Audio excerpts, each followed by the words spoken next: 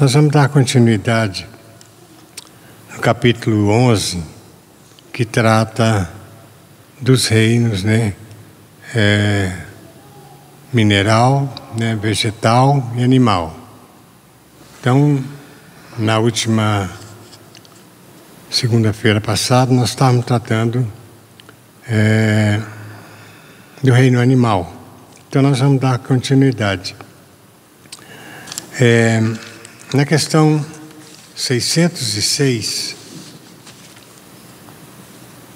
Kardec pergunta aos espíritos: onde os animais tomam o princípio inteligente que constitui a espécie particular de alma, da qual eles são dotados? De onde que eles tiram, Os espíritos respondem: no elemento inteligente universal. O elemento inteligente universal, gente, é o elemento primitivo espiritual cuja natureza desconhecemos e que é suscetível de elaboração e de desenvolvimento evolutivo para a formação de individualidades inteligentes em união com a matéria, A inteligência do homem e a dos animais emanam de um princípio único? Continuando a pergunta, a resposta: sem dúvida, mas no homem ela recebeu uma elaboração que o eleva acima da do animal.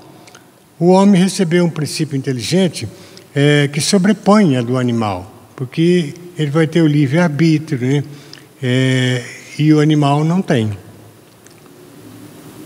Na questão 607, foi dito que a alma do homem, em sua origem, está no estado da infância na vida corporal, que sua inteligência apenas desabrocha e ensaia para a vida, onde o espírito cumpre essa primeira fase,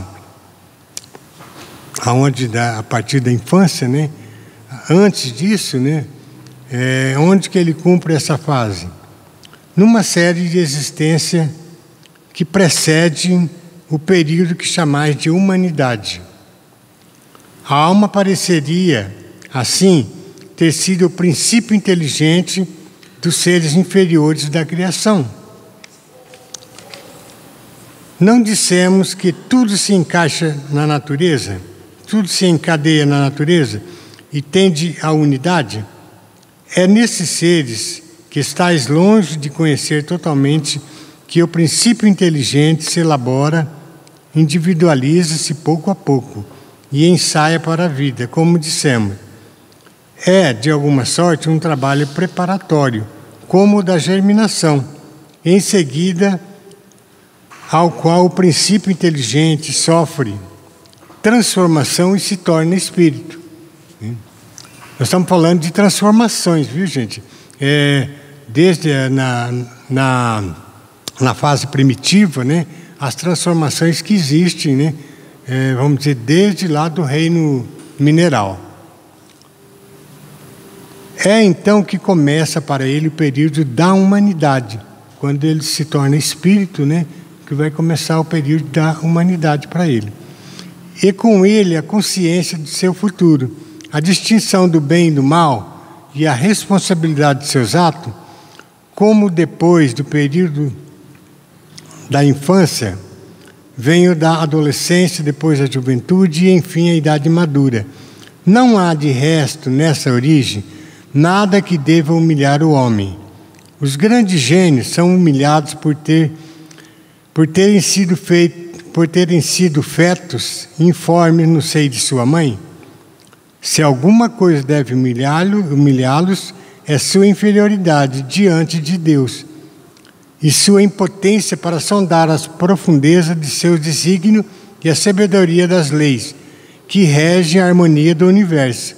Reconhecei a grandeza de Deus nessa harmonia admirável, que torna tudo solidário na natureza.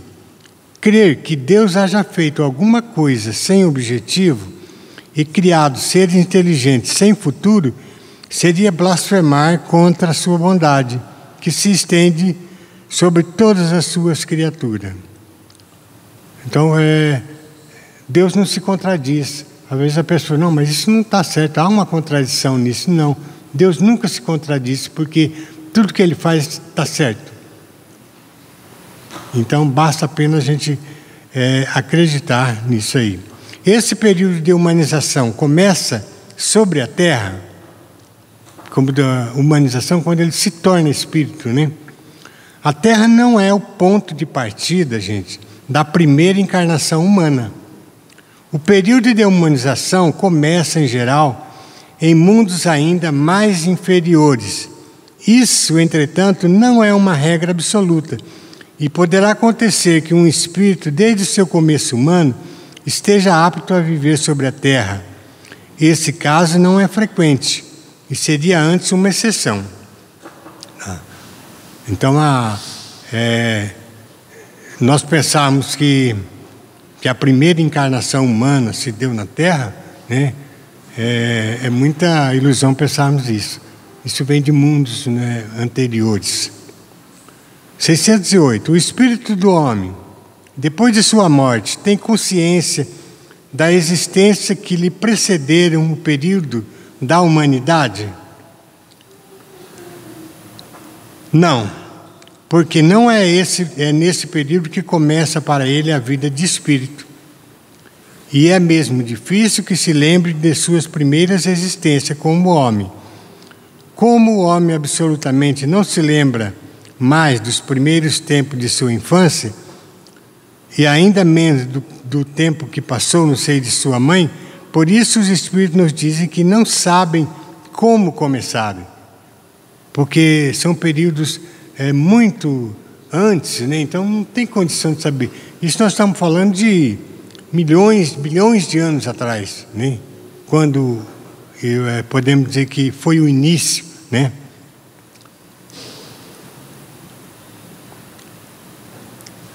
Na questão 609, o espírito, uma vez dentro do período de humanidade, conserva os traços do que foi precedentemente, quer dizer, do estado em que esteve no período que se poderia chamar anti-humano. Quer dizer, ele não era nem espírito ainda, né? Então, ele conserva os traços que foi precedentemente. A resposta depende da distância que separa os dois períodos, o anti-humano e o humano, né? E o progresso alcançado. Durante algumas gerações, ele pode ter um reflexo mais ou menos pronunciado do estado primitivo, porque na natureza se faz nada na natureza se faz por transição brusca. Há sempre anéis que ligam as extremidades das cadeias dos seres e dos acontecimentos, mas esses traços se apagam com o desenvolvimento do livre-arbítrio. Os primeiros progressos se cumprem lentamente, porque não estão ainda secundados pela vontade. Eles seguem uma progressão mais rápida, à medida que o espírito adquire uma consciência mais perfeita de si. Tá? Esses dois períodos seriam o período anti-humano, né, e o período humano. Então, essa transição ela não acontece de um ano para outro. São milhões de anos atrás que vem vindo aos poucos vai se mudando esse período e o progresso que pode alcançar. Na questão 610, os espíritos que disseram que o homem é um ser à parte na ordem da criação, enganaram-se?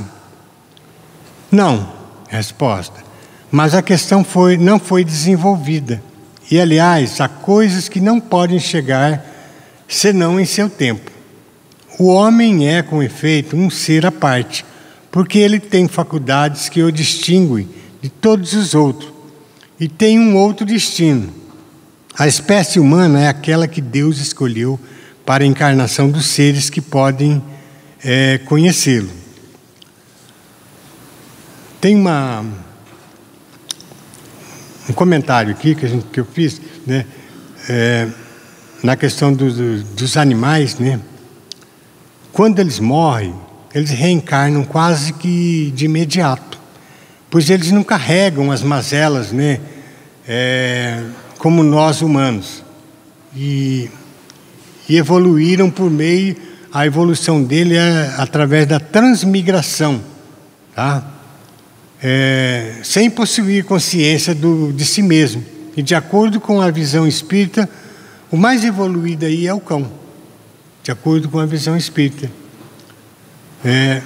Ele se manifesta, vamos dizer assim, um elemento inteligente universal no reino mineral através de movimento da matéria, pois o átomo já se agita por si só.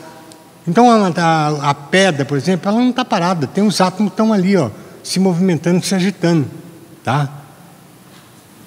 No reino vegetal, através da germinação, germina, nasce, enfim, todas as formas de vida. O elemento, né, inteligente universal. E no reino animal, né, ele se manifesta através do instinto e das sensações. Só complementando aqui, né, essa parte do reino animal. Agora nós vamos entrar aqui nesse assunto da metempsicose. Ainda nesse capítulo capítulo 11. A comunidade, Kardec pergunta aos espíritos, a comunidade de origem dos seres vivos, no princípio inteligente, não é uma consagração da doutrina metempsicose? O que é metempsicose, gente? É a teoria que admite a transmigração das almas, de um corpo para outro, quer dos homens, quer dos animais. Amplamente difundida, sim, na antiguidade, entre os gregos, romanos, chineses, hindus, né? Os monges tibetanos. Então, eles acreditavam nisso, né? Essa teoria da metempsicose, ou transmigração, né? Eles falam. Quer dizer, o homem poderia desencarnar e encarnar no corpo de um animal, né? Essa era a teoria deles. Tanto que a gente vê, vamos dizer, lá no Egito, aquelas estátuas de animais, de serpentes, de cão, disso, aquilo, né? São teorias que foram levadas para lá. Depois eu vou fazer uma colocação sobre isso aí. Segundo a doutrina espírita, a teoria da metempsicose, ela é falsa, pois a transmigração da alma do homem para o animal é um retrocesso evolutivo. Então não há a mínima chance do homem reencarnar no animal. É simplesmente ignorância. Então, quem possa acreditar que isso pode acontecer, seria contradizer Deus, né? Quer dizer, a pessoa vai retroagir, quer dizer, de homem vai voltar a ser animal. Então, possível. Na questão 612, o espírito que animou o corpo de um homem poderia encarnar num animal? É o que nós falamos aqui, né? A resposta: isto seria retrogradar, e o espírito não retrograda. O rio não remonta sua fonte, tá? Na questão 613, totalmente errada que seja a ideia ligada à metempsicose, não seria ela o resultado de um sentimento intuitivo das diferenças da existência do homem? A resposta: esse sentimento intuitivo se encontra nessa crença como em muitas outras, mas como na maioria das suas ideias intuitivas, o homem a desnaturou. A metempsicose seria verdadeira se entendesse por essa palavra a progressão da alma de um estado inferior para um estado superior, onde ela adquirisse desenvolvimentos que transformasse sua natureza. Ela, porém, é falsa no sentido de transmigração direta do animal no homem, e reciprocamente, o que implicaria a ideia de uma retrogradação ou fusão, Ora, essa fusão não podendo ocorrer entre os seres corpóreos das duas espécies, é um indício que elas estão em graus não assimiláveis e que deve ocorrer o mesmo com os espíritos que as animam. Se os espíritos, se o mesmo, pudesse animá-las alternativamente, seguisse-ia uma identidade de natureza que traduziria pela possibilidade de reprodução material. A reencarnação ensinada pelos espíritos está fundada, ao contrário, sobre a marcha ascendente da natureza, sob a progressão do homem na sua própria espécie, o que não tira nada da sua dignidade, o que o rebaixa e o mau uso que ele faz das faculdades que Deus lhe deu para adiantamento. Qualquer que seja a antiguidade, a universalidade da doutrina da metempsicose, os homens eminentes que a professaram provam que o princípio da encarnação tem suas raízes na própria natureza. Esses são, pois, antes argumento a seu favor do que contrário. Então, o ponto de partida do espírito é uma dessas questões que se prende ao princípio das coisas e estão no segredo de Deus.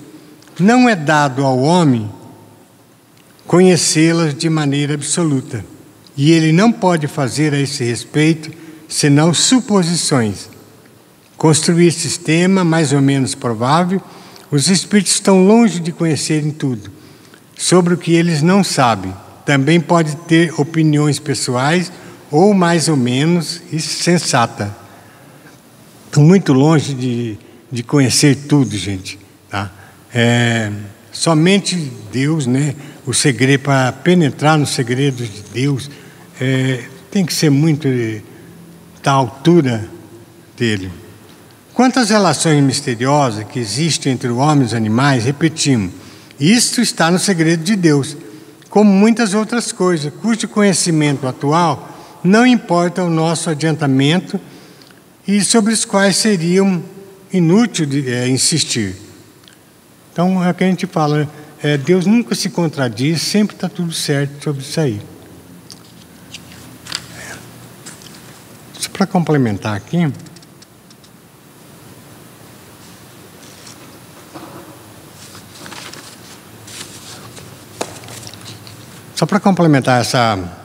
essa parte aqui da metempsicose, tá? Vamos supor assim, que nós viajássemos por uma constelação conhecida pelos astrônomos terrenos, né, como Cocheiro, tá? Na qual faz parte uma estrela, por nome de Capela. Tá? Vocês já ouviram falar. Havia naquele determinado